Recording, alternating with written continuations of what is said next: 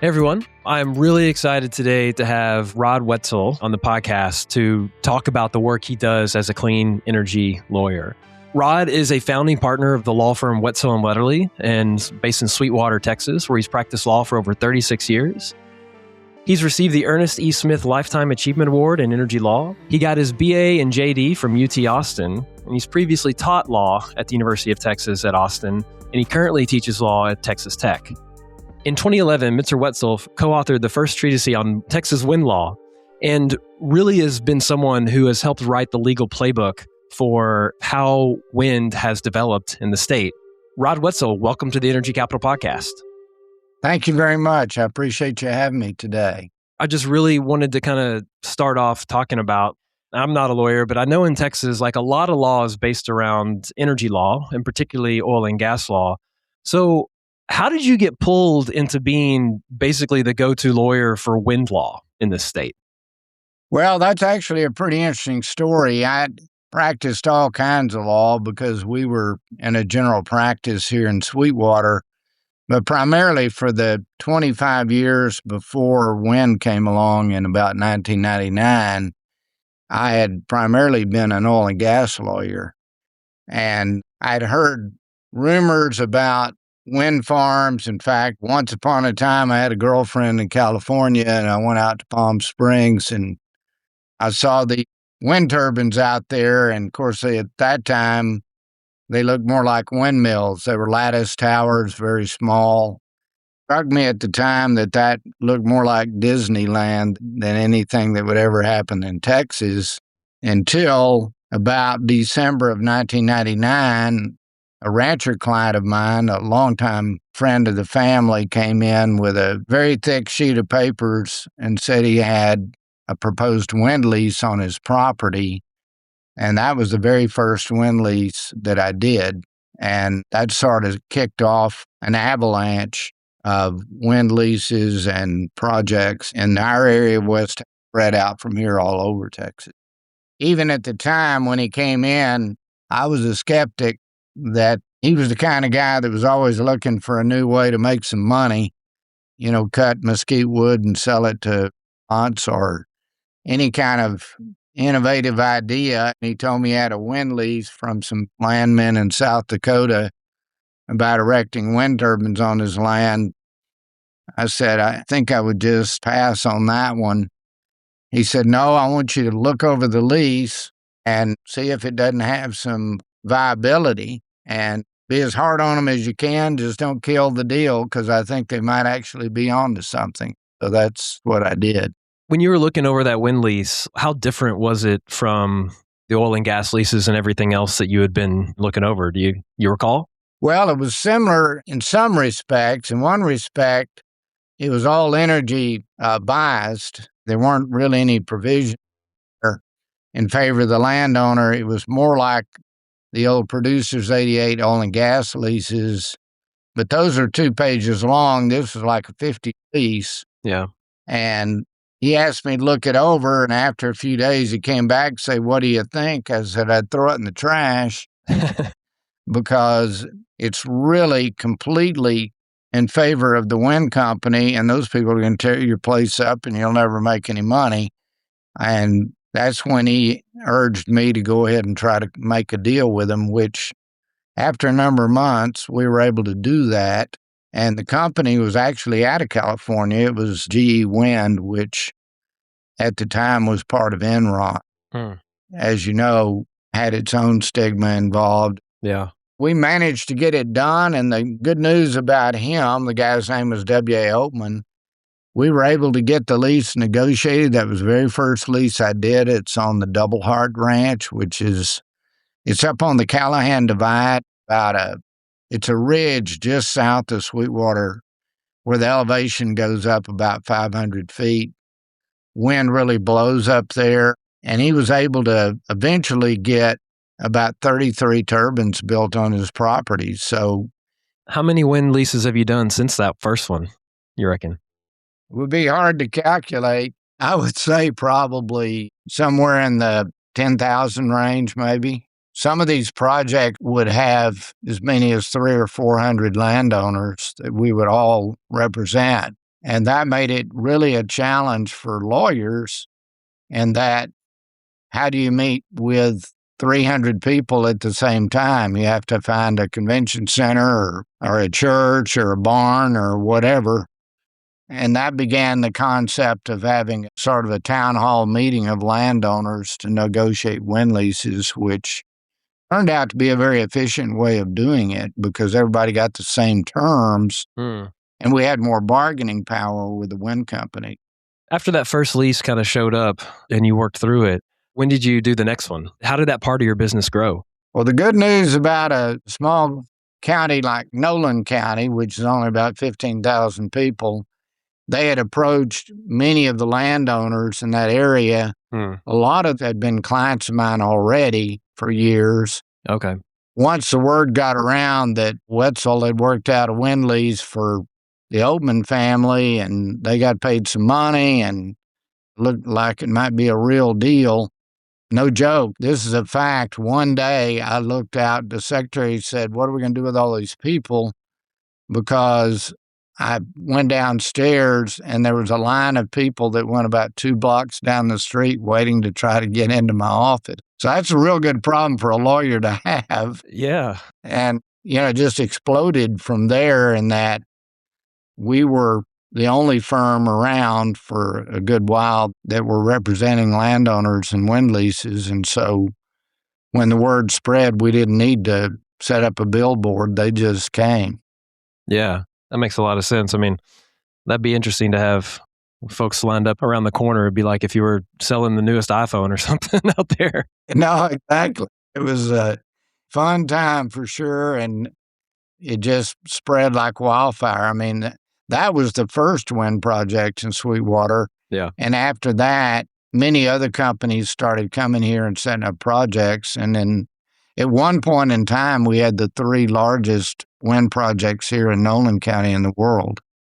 Yeah, I know it's something that's like added billions of dollars to like the tax base and things out there and just Nolan County alone. But then there's a lot of other counties in Texas that are also doing wind deals. When someone comes to you with a wind lease from a developer, like what's the biggest misunderstanding do you think that landowners, have whenever they're first confronted with the possibility of having a wind farm? Well, I think what all landowners are concerned about is the life change. Yeah. And that when you have wind turbines installed on your property, it's never going to look the same. The topography is going to be different. You're going to have to work around the turbines being placed there. And you're concerned about the location. If you live on the property, you're going to have to look out and see the turbines, whether or not they were noisy, workmen being on the property, all those sort of issues that landowners that were used to living way out in the country had to deal with it they had never dealt with before.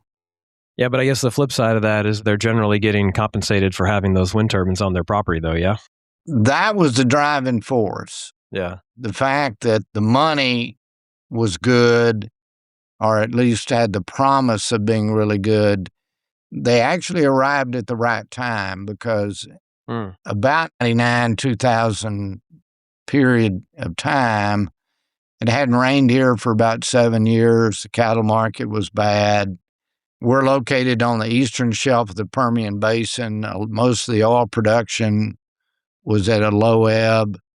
And so people were faced with the dilemma that if they passed away, their property would probably have to be sold because their children had moved away to the big cities and could no longer afford to keep the ranch in operation, so they had no income. Yeah. And I guess wind turbines make a difference, right? I mean, can you give a feel for kind of what type of income a wind turbine could provide a rancher these days? Well, actually, that's gone up a lot. One of my best stories I always tell my classes, had a high school friend. I've grown up here. I was born here in Sweetwater, and father did, my grandfather did. So we've been here for a long time. But my friend came in. He owns a really large ranch south of Sweetwater in the area of a lot of this development. His father had passed away, and he said, Mama and I decided that we just don't want those wind turbines cluttering up our land. We've got a big cattle operation. We don't want any interference. We don't want them there, so don't even ask me about it.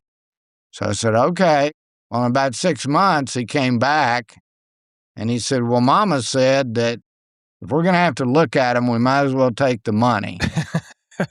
And at the time, the size of those wind turbines were about 1.5 megawatts to about 1.7. They kicked off about $8,000 to $12,000 a year per turbine income for the landowner. Today, turbines are now being repowered. Almost all those have been repowered with turbines as large as anywhere from 3.5 to 6 megawatts. Oh, wow. With corresponding much more money for the landowner. I mean, as much as probably $25,000 a turbine per landowner. Wow, that could be pretty significant. I guess you have to look at them, but you don't have to water them or do anything else to them, huh? That's right. One of the famous quotes from this same gentleman was when we were interviewed by a foreign news service, they asked him, they said, when you hear all those turbines turning on your property, what does it make you think of? And he said, a cash register. So I thought that was a pretty good answer because they've made a substantial, in fact, saved their ranch from sale or partition because their income from wind really was greatly outdistanced their wind income from any other use of the property. Gotcha. Wind was one of the first ones that you've gotten into, but I imagine you're also doing solar leases and energy storage leases these days? Exactly. About 3 to 1 on solar now. Solar's really eclipsed wind just from the standpoint that they don't require as much acreage. You can deal with a lot fewer landowners. They're cheaper to build. They're quicker to build. And then all kinds of new technology like data centers and battery storage facilities have really put a shot in the arm of the industry for anybody that's in that field. When someone comes to you with a lease or whenever you're negotiating a lease, wind or solar, or I guess storage or data center lease, what makes it good in your view? The landowner is going to say is how much money am I going to get? And so the compensation is probably the number one issue. And that's driven, in the case of wind turbines, by the number of megawatts that'll be installed on the property. Okay. Because you don't want to lease and have 2 turbines put on it and make no money. Yeah. You get paid by the acre, so you're going to want to get the majority of the acreage that you can to get paid more. Or if it's a data center, generally you're going to sell the property, but you want to get the very highest price, which lately has been astronomical. I mean, almost unbelievable the amount of money that companies are paying for what we would call a small tract of land, like 1,200 acres.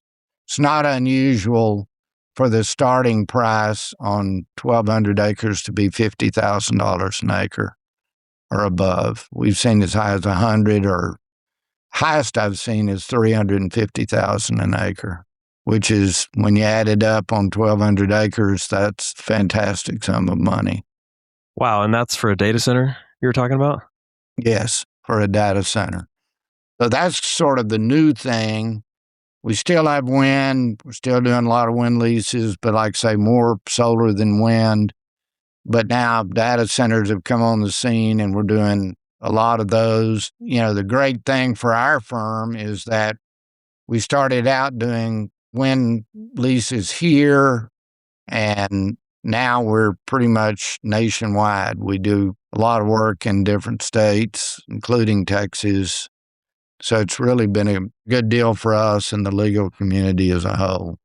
Gotcha. That makes a lot of sense. I'm glad you brought up data centers because I feel like I can't talk about energy these days without talking about data centers. And so I guess that probably makes sense that you're seeing the same thing. Are you seeing any hybrid projects, like people wanting to build wind farms with solar and plus data centers and other types of things like that? Are you seeing any of these hybrid projects that people keep kicking around? Absolutely. We're seeing those all the time. You have developers that come in and say, We want to build, for example, I have one client where they're going to build a really large solar farm, about 600 acres or 600 megawatts, that is. It's on a large number of acres. 600 megawatts of solar, a data center that will use all the power from that solar farm. We've had other data center projects where they build both wind and solar projects to furnish the power for the data centers. So the landowner then gets triple the income. They get the income from the solar, they get the income data center, and then from the wind project as well. So some of these have been extremely lucrative for landowners that really have hard scrabble property that's worth a lot more than it used to be, but the income is just staggering in comparison to any other uses like cattle ranching or farming. Yeah, I bet their acreage fees are better than dryland cotton and scrubbage fees. I can assure you that's the case. We've had occasion where people get really proactive. They have some pretty good looking property. They have it in the area of transmission or a good area that, it might be suitable for a data center or wind and solar. And they actually go out and try to market the property. And we've been successful in doing that. Early on, one of the projects, the Roscoe wind farm, which is about 781 megawatts, it's a really large wind farm. It's in the top 10 in the world. One time, I think it was the largest wind farm in the world. No developer wanted to build there because it wasn't located on the elevated land. It was on farmland that's north of Sweetwater toward Lubbock. And there were lots and lots of landowner, small farmers, and they just didn't want to deal with it. And those people got banded together and managed to find a developer that ended up selling out to a larger developer. It's now owned by RWE, which is a big German company, and it's a huge wind farm. So that all came about on behalf of the landowners who had the vision to go out and try to find somebody to build the project, and they did. That's really interesting that it's kind of coming from both sides. We've talked a bit about what's a good lease and what types of lease and things are going on. Have you been in any situations where negotiations break down? Where does that happen typically? Unfortunately, that does happen. I mean, there are cases where the parties simply can't get together on the money. Most often, it's where a landowner sets a bar that's just simply too high for the developer to meet.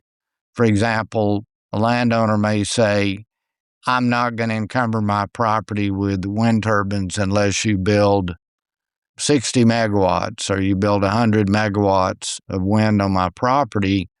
And the developer just says, we can't guarantee that, and the negotiations break down.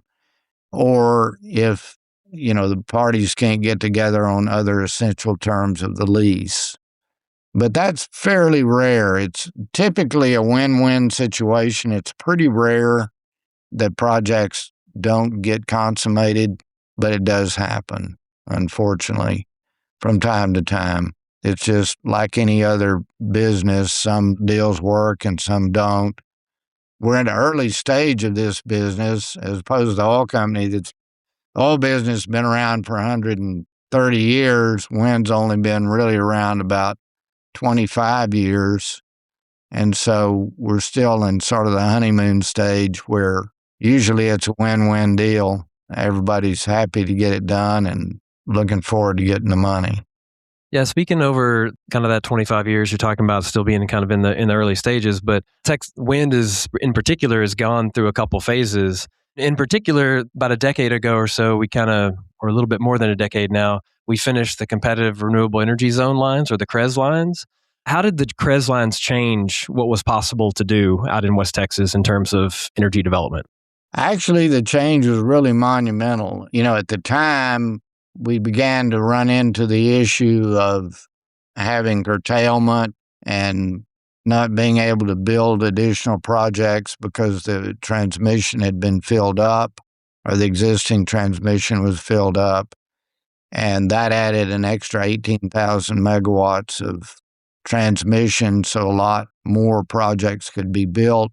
Plus, it allowed for projects to be built in the Panhandle area, which is in a different grid system. The grid system from Lubbock south in our area is a totally state-owned grid system, ERCOT, whereas north of that, up into Oklahoma, the Panhandle, and so forth of Texas, is a Southwest Power Pool, where the prices weren't nearly as good. Well, the CREZ system allowed that power to be brought back into ERCOT without FERC jurisdiction, without the federal jurisdiction, and really sort of gave a huge shot in the arm to the wind business. Kind of in the same shape now. Most of the CREZ lines are getting filled up, so probably going to need another CREZ or some upgrade system before too long to upgrade the transmission to accommodate all the new development. Yeah, I was going to ask about if you're keeping an eye on the Permian Reliability Project, those big 765 kV lines that are going to run through the region and further out into the Permian and Delaware basins. I mean, when I look at maps, the solar resource and other types of things, I mean, the solar just gets better the further west you move, because they're building these lines nominally to move power out to electrify oil and gas operations. But when I see them, I just see us pushing further into solar territory. Are you seeing the same thing? Exactly. Yeah, just today, I'm having landowners come in. It's a double deal for us because we're representing landowners that are in the path of the huge transmission line project. And as you know, these transmission lines are twice as big as any existing power line we have at the moment. So these are going to be gigantic lines that are going to be erected sometime in the next few years, but they're locating those lines now. So you have a lot of landowners who either want the lines or they don't want the lines, and they want to hire a lawyer to deal with that issue. And then you have the fact of those transmission lines in the future is opening up all kinds of new areas, as you say, particularly for solar in far west Texas, which prior to now would have been inaccessible because of lack of transmission or distance from the metroplex or metropolitan load centers. Yeah, you mentioned some landowners wanting them and some might not. What's usually the divide there? Well, the divide usually is scenic area. They're around here, most everybody, I'd say in central west Texas, it's hard to find somebody that doesn't want a wind or solar farm or data center. But if you go down in the hill country or there's certain areas that are just completely off limits. You go down to Fredericksburg, you're going to get run out of town. Or you go to certain really touristy areas, you're going to have difficulty, particularly with wind turbines, because they don't want you to affect the scenic beauty of the area, and they have lots of visitors and recreation and so forth, and they just don't want the development. And then there are other areas that are a mystery to me, like the Brownwood area, fairly much like Sweetwater. It's sort of dividing line, but the central west Texas and the hill country, and they have signs up saying no wind turbines here. So I'm not sure, but a lot of it just depends upon the area. And then there are other areas. Abilene's a good example. They have other industries or air bases or something there, and they don't want those to be interfered with. Abilene in particular has Dice Air Force Base. They're fixing to do a $26 billion renovation of that military installation to put in the new large bombers to be, they already have the B-1s. They're going to put in the B-2s. And they really don't want a lot of turbines up close where it's going to bother the low-flying airplanes and so forth. Some areas just aren't conducive, others more. And particularly the really rural areas, are the areas that really want the development the most. Yeah, one of the things, like in my observation, and maybe you can tell me if this is right or not, it seems like for a lot of landowners, if you're trying to make money off of the land, if you've got a ranch and you're trying to feed your family, send your kids to school, like off of what you can make off of the land, you're generally more in favor of this type of development. But if you made all your money in the city and you've bought something that you just want to look at, like it's generally going to be opposed to these types of things. Am I oversimplifying that too much? Or No, I don't think so. I think if you're a doctor in Dallas and you want to get as far away from Dallas as you could, and you come out to Sweetwater and you buy an area and you want to have it for a hunting preserve, the last thing you want to have is a bunch of wind turbines on it, unless they're going to pay you enough money. Then the adage is, well, if I get enough money, I'll just buy a different place. But those are folks that sometimes are opposed. We've had folks on the other side of the coin that have said, we have this really beautiful place here. We don't want any wind turbines on our property. We have plenty of money. But for your average folks who are worried about having money to get by, they can't make money from the land anymore like they used to. Farming and ranching is much more difficult way of making a living than it was. We have a lot of folks in agricultural here that are really embracing all things renewable and oil and gas as well, because as they say, the one thing the Texan wants is an oil well and a wind turbine or a solar panel, to make as much money as possible from their property. yeah, like you said, I think you mentioned I've heard of folks making money above, on top, and below their property, right? Whether they got wind and maybe some solar and I guess maybe now data centers, and then below with oil and gas. Doesn't seem too bad if you got it. No, true. Yeah. So you mentioned, you work in Texas, you work in other places, you advise counties and landowners in dozens of jurisdictions. I mean, in general, do you think you can sum up like what drives most local support or opposition now? And if that's changed in the 25 or 30 years you've been doing this, what drives local opposition or support now? Well, that's changed somewhat. In the beginning, a lot of the counties, especially in our area of West Texas, were so economically deprived that actually the county commissioners around here argued if there was enough money to cut the grass. I mean, they didn't have any money to spare. They needed money for road repair. Schools were becoming dilapidated. At the time, you could get money for both abatements on schools and governmental entities. And so they were very much in favor at the first. In fact, there were always bidding wars about who gave the best to get the wind companies to be attracted to that area.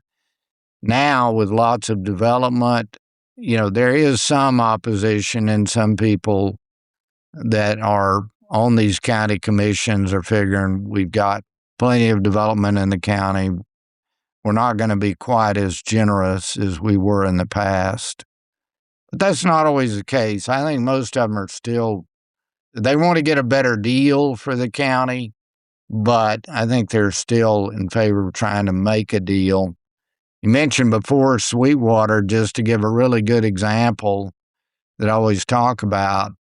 Sweetwater's tax base in 1999 was about $435 million. Today, it's about $3.5 billion. So you take a look at that, and now we actually have remnants of civilization in our part of the country. Hotels, restaurants, liquor by the drink, whatever. You've got all kinds of things that you normally wouldn't have except in the big city have all come to the rural areas, and that's because of wind. Plus, for the time that existed up to 2022, the tax abatement on schools, for a while there was pretty relaxed, and they were able to put a lot of money into schools, rural schools. You drive around areas of rural West Texas, and you drive through a little bitty town in the middle of nowhere, and it has a brand new high school with a football stadium that has AstroTurf, that afforded without the wind business.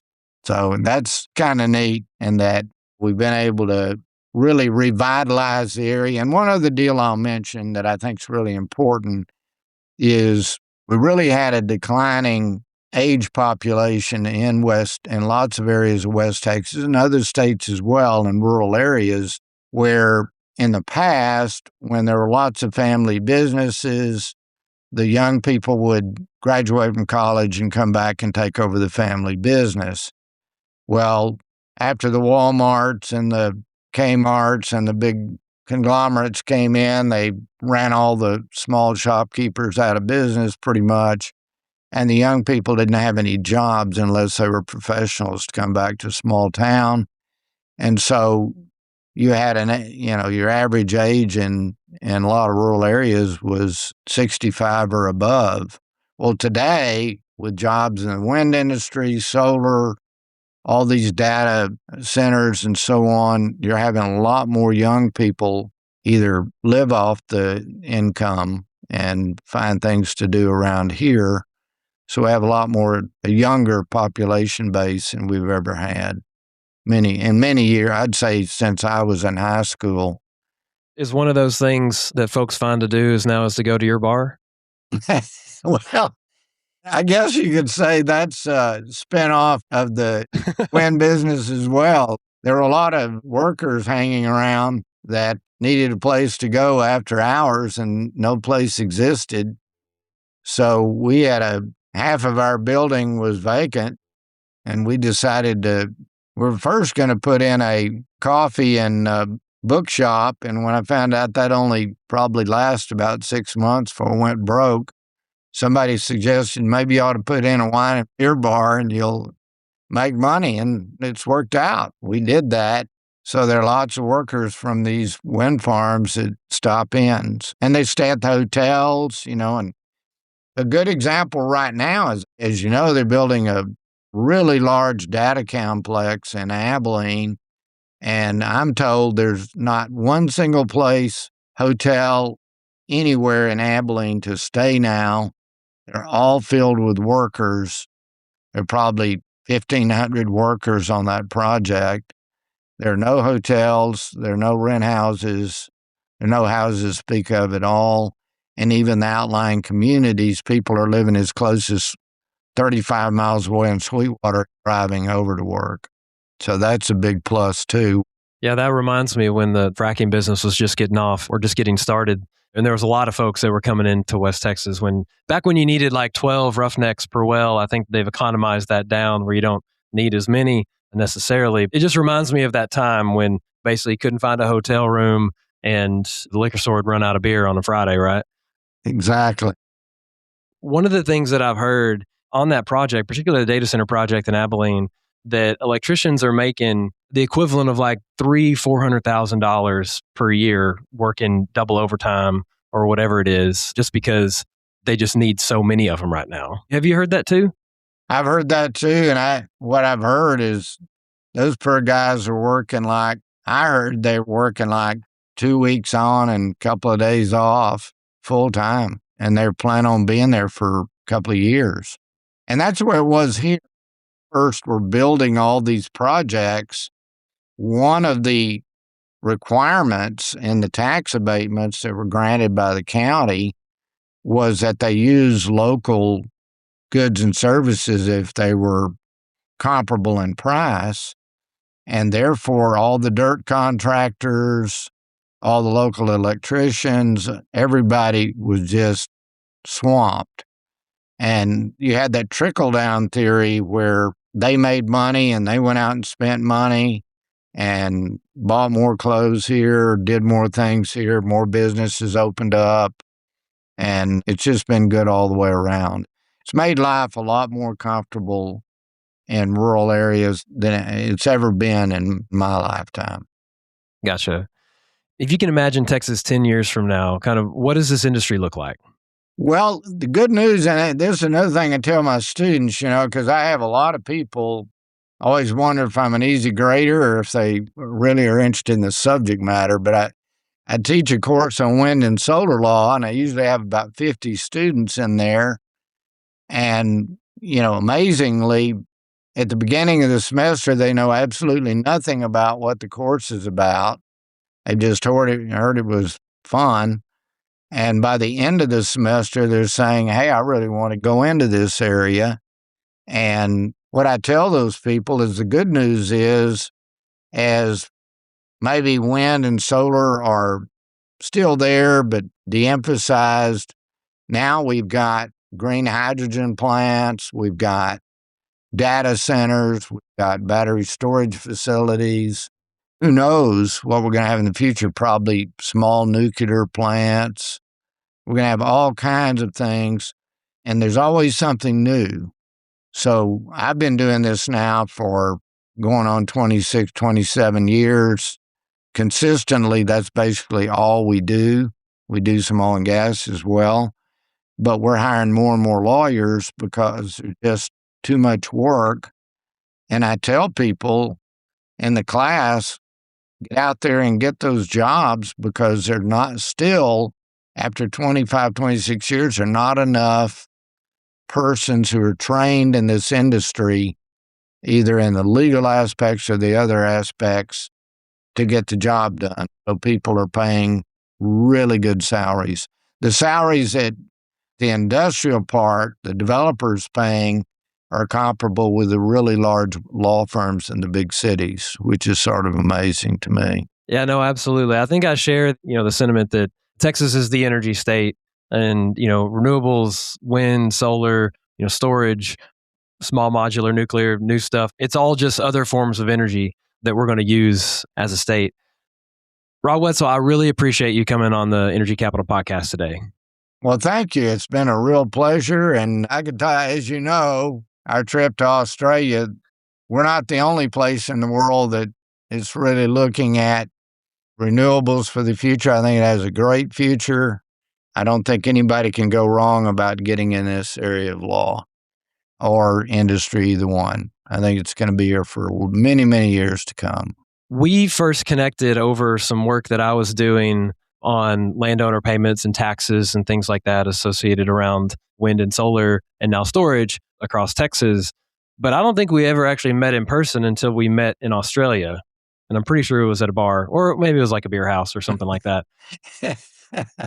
That's a fact. The one thing about this industry is so many of the folks that you deal with remotely. So you know them on video or on the telephone, but you never meet them in person. And it's always great to say, well, that's what that person really looks like, and then you get to have a visit. And so I think our trip to Australia was a really fun one, but just very indicative of there's so many areas in the world, including Australia, South Africa for one, that would really be benefited by all the benefits that we've had.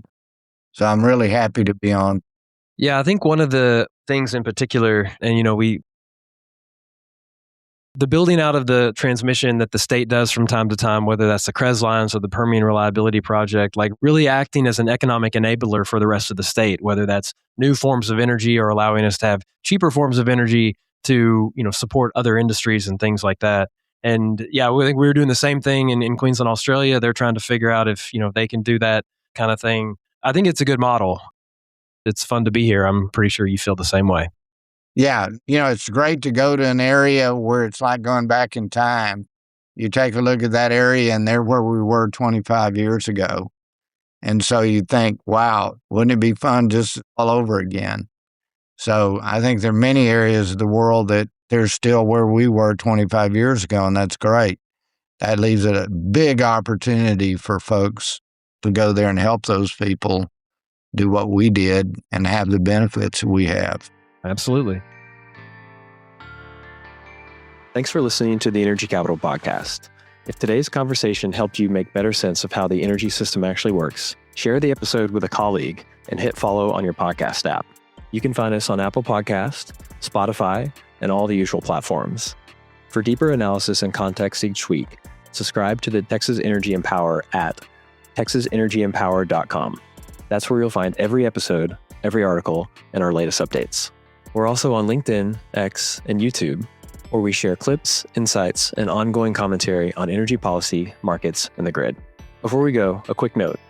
The views expressed on this podcast are my own and do not represent the official positions of the University of Texas, Idea Smiths, Austin Energy, or Columbia University.